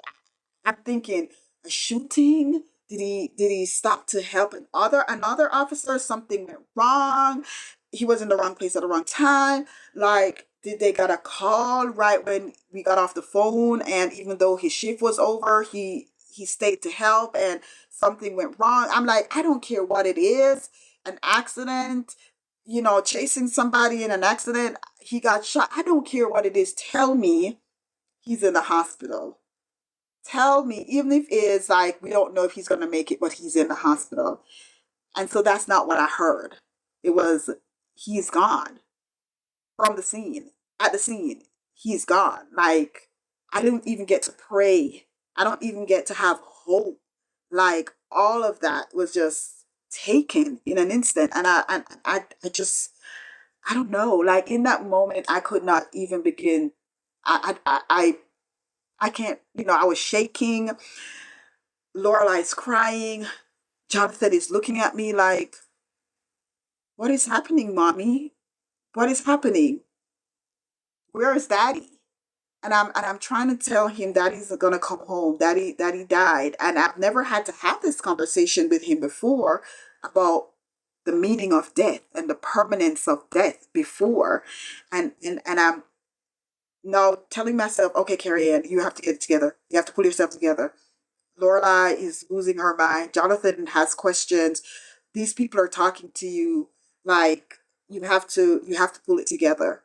And I can tell you that that's not a moment I would ever wish on my enemy, no matter what they have done to me, because it is a pain that you can never ever get rid of. It is a pain and such a gut wrenching void that is indescribable but hurt at the same time. Like, no matter what happens, this is something that you'll never forget. And I would never wish it on anybody because you literally live that over and over almost every day. It's like watching a cartoon where the character just keeps getting hit by a car, hit by a car, hit by a car. That's how it feels. And I would never wish it on anybody.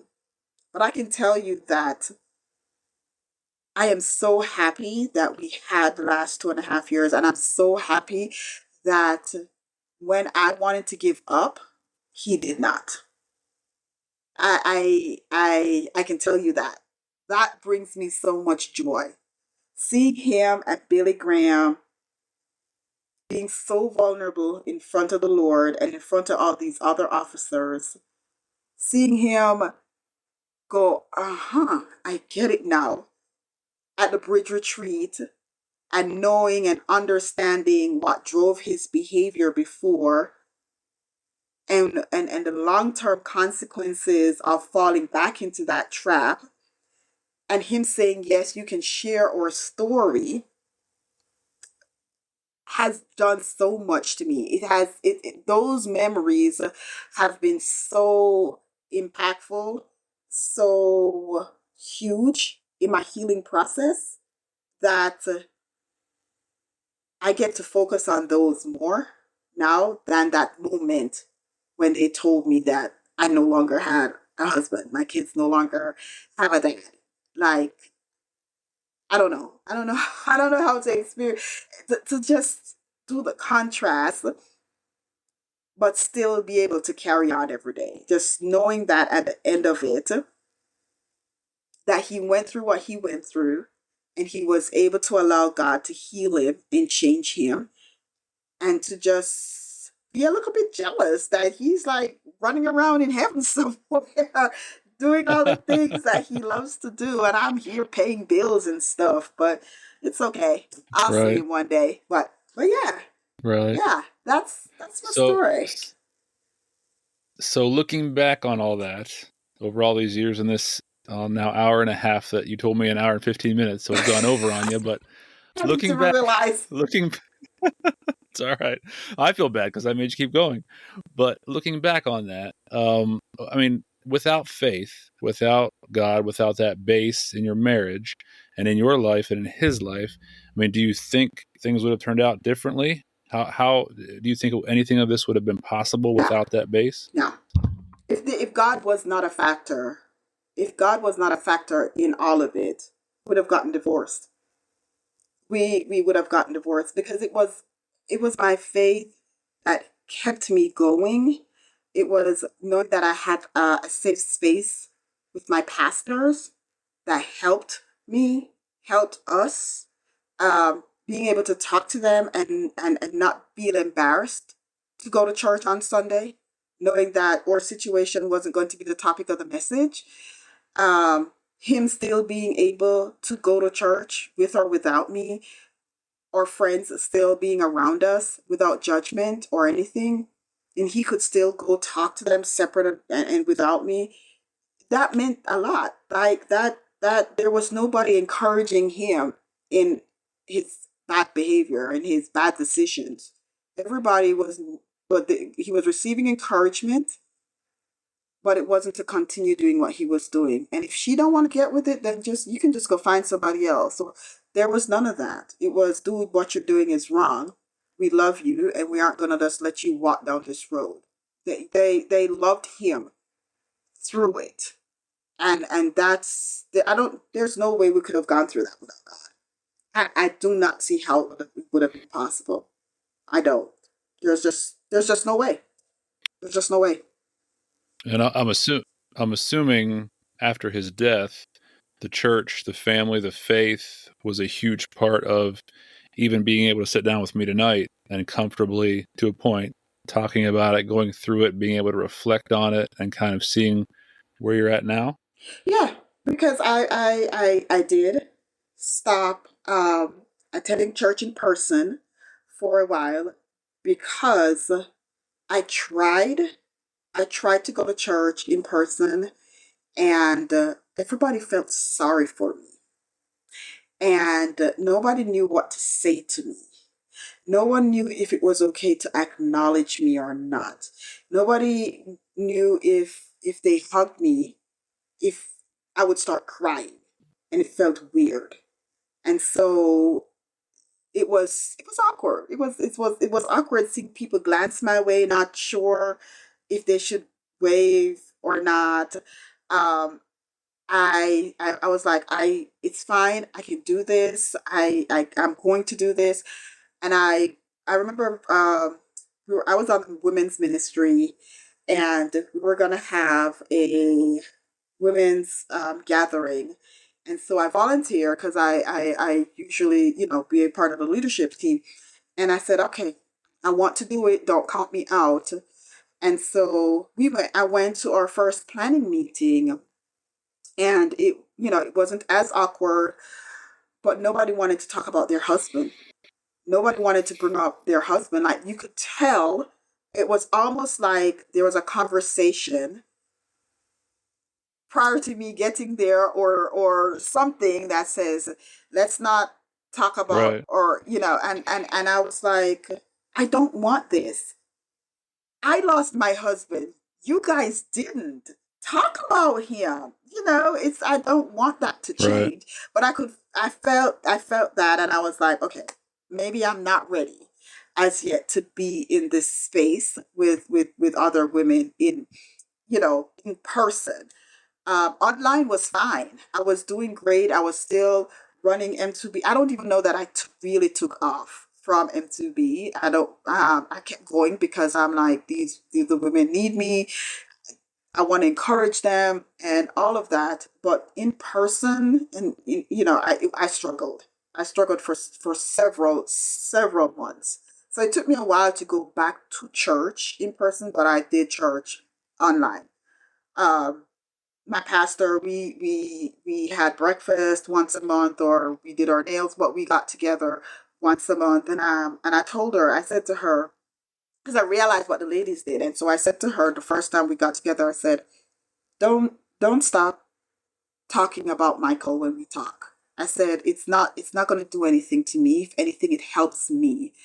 A lot has changed in my life, and if this between us can stay the same, then it'll be helpful for me. You know, if he does something stupid, I want to know. If he does something funny, I want to know. Don't change you to accommodate me. I need you to be you. I need you to Right. be real. I need you to be authentic so that I can be me. Let me, and so I realized that just saying it out loud was helpful to people because they genuinely didn't know what to say, what to do, how to be.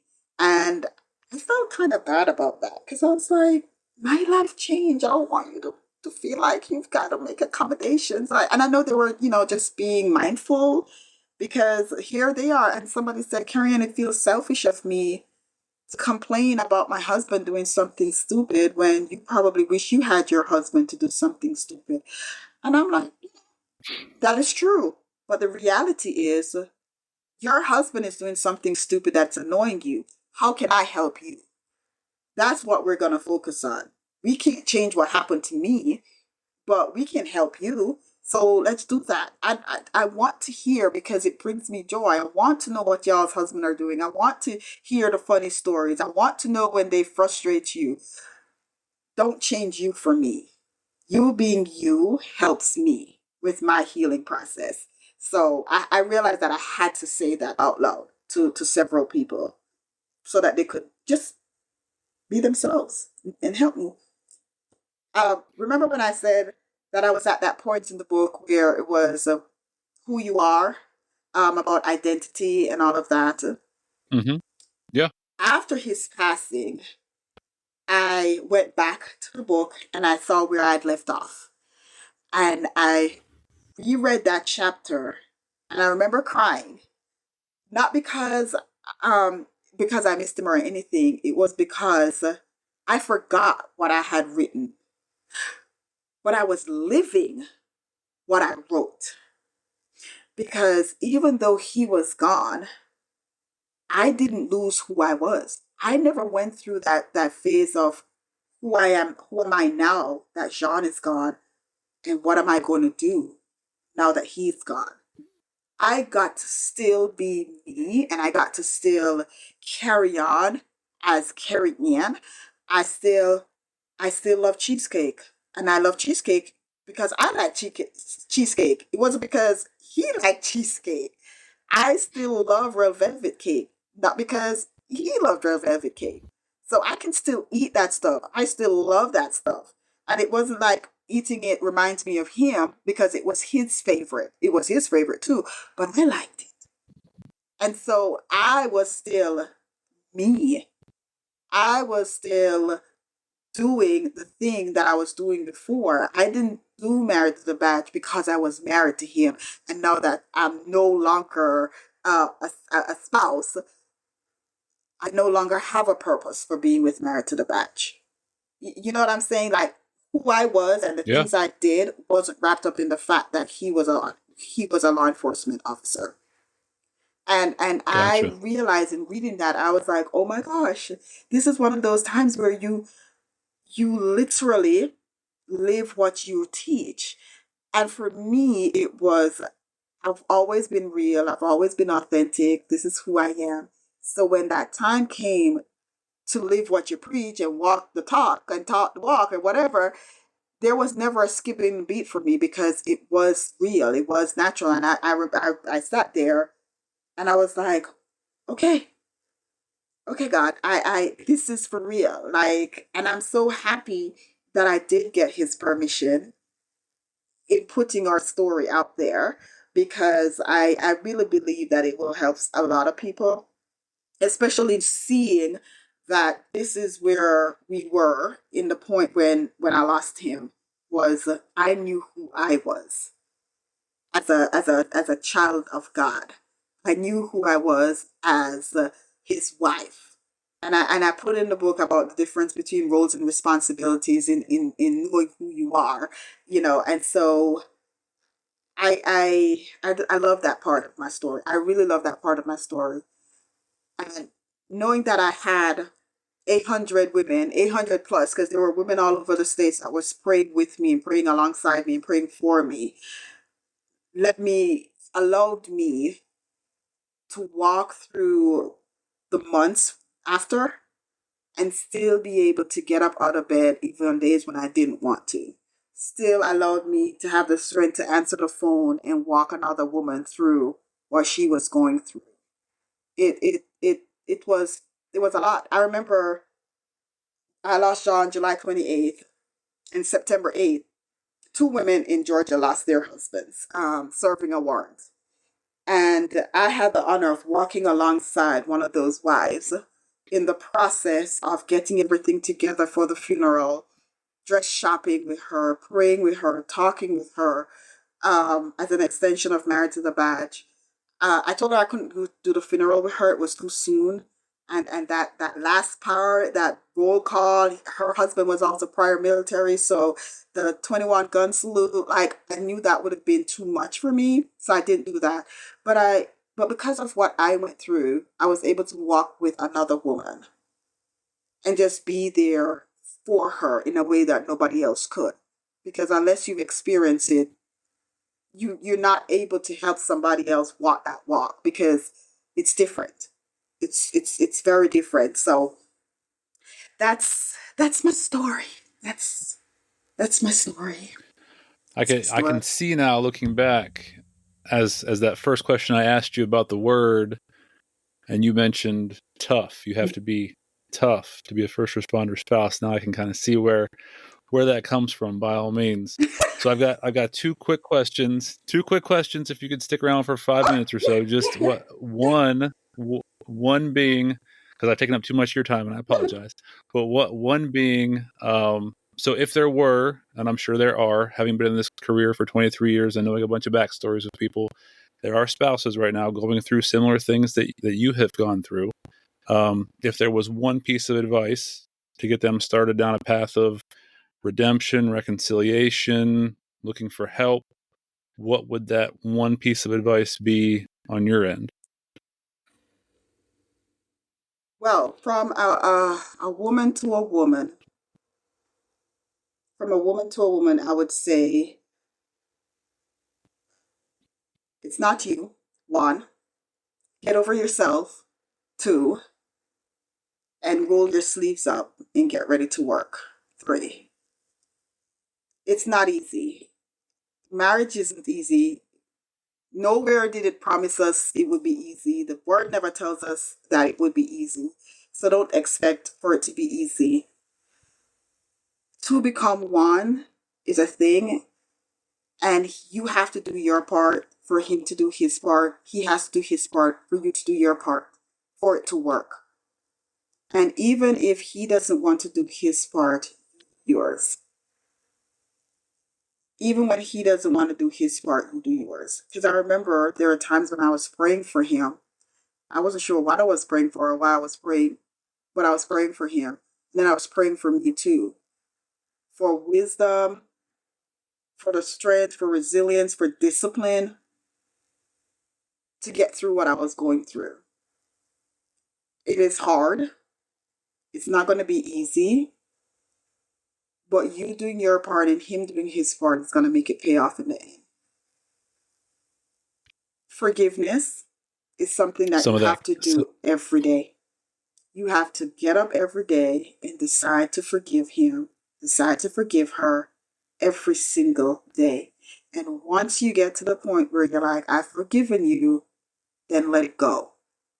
You don't get to forgive somebody in every argument you bring it up, or you don't get to forgive them, but you're using that as a weapon in what you're going through now.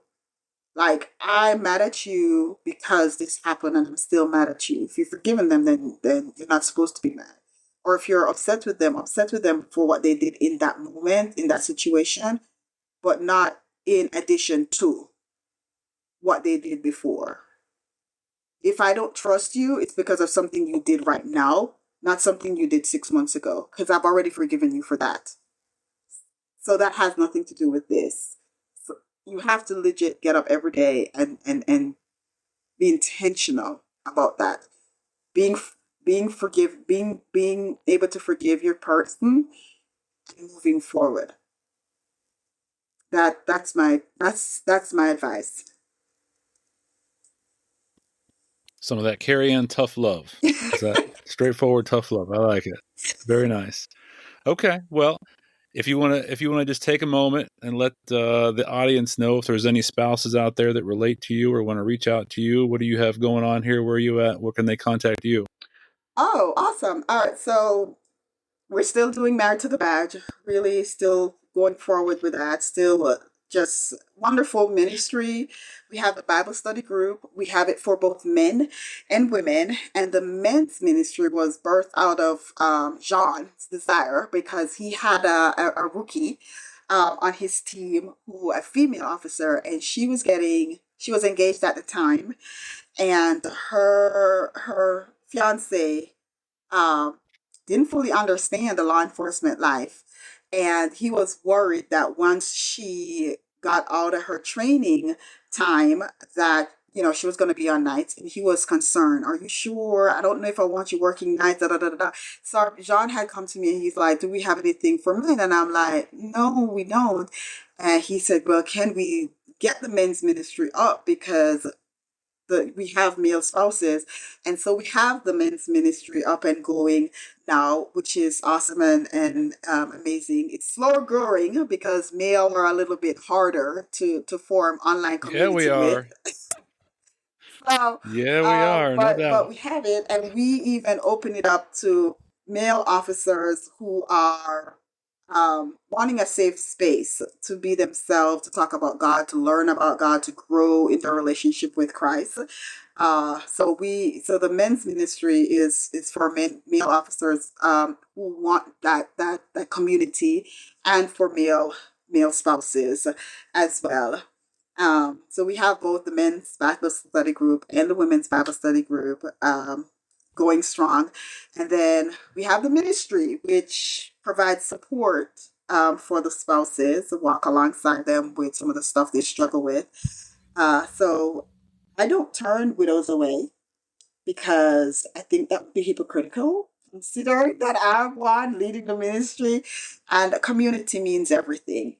And I believe that there's a place for our widows as well, because we've been through some stuff. So if we can help another couple, especially the younger generation that's coming, we can help them before there's a crisis, then I want to be able to do that. Their wisdom and their experience and their knowledge is invaluable. So we welcome them as well. You can reach out to me on Facebook. And so, yeah, I was going to say, put your email address or your Facebook Yeah, out there, or yes. is the website marriedtothebadge.com, or what is With it? a number two. Yeah. It's married number two, thebadge.com.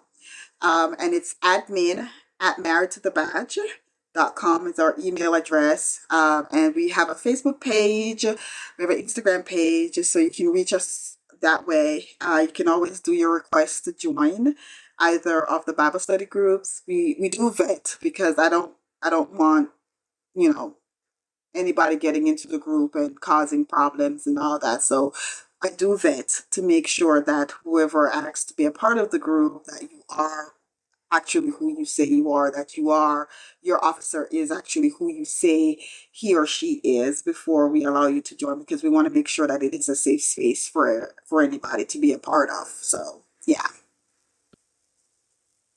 Okay. All right. Well, thank you so much, Kerry-Ann, for all of your time, much more than you had anticipated. I know. I Oh, realize. I I can't apologize believe I about that, taught but that long. thank you for sharing. Well, it's as long as it takes to be. I appreciate your being real and authentic. Like you said, you just wanted to be honest about stuff, and that's what we try to do here, and bring God into it at the same time. So thank you so much for hanging out with us for a bit. No problem. Do you mind if I show my devotional that I talked about, that I wrote? The second book isn't out, but the devotional is. Can you? So it won't be on video. This is just an audio for the Oh, I thought it podcast, was but you can video. talk about it real Never quick if mind. you'd like. So the It is title. video just for the yeah. Oh, the title of, well, I'll show you if you haven't seen it. But the title of the book is 30-Day Word. You've seen it?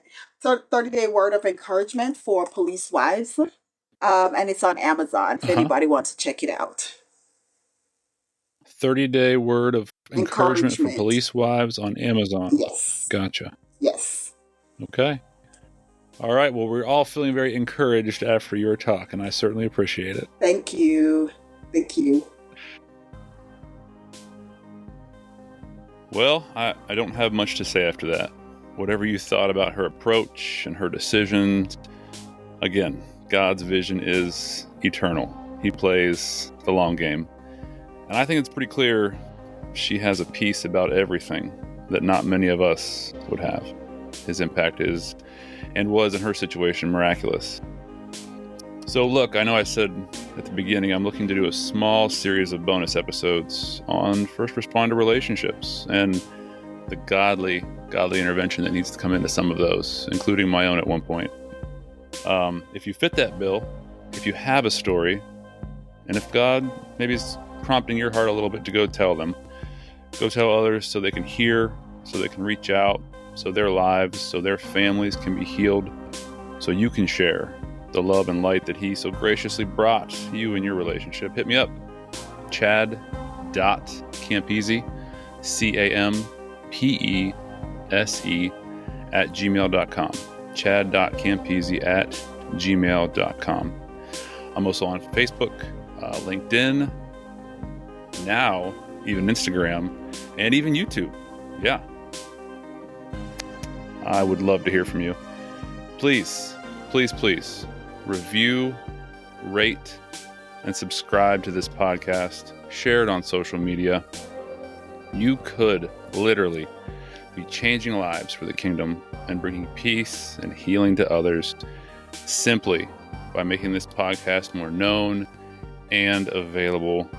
Rating, reviewing, subscribing, it prompts all those to be more available for others in the podcast directory.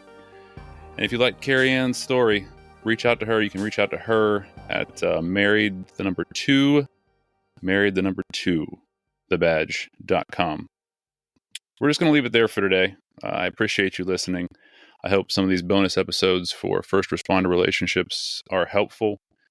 And please, please, please remember, taking a spiritual approach to life, taking a spiritual approach to hope, healing, and peace will produce life-altering results.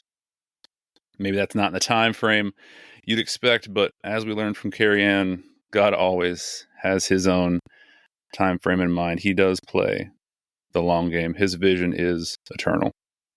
All right, guys, until next time, I will catch you on the other side.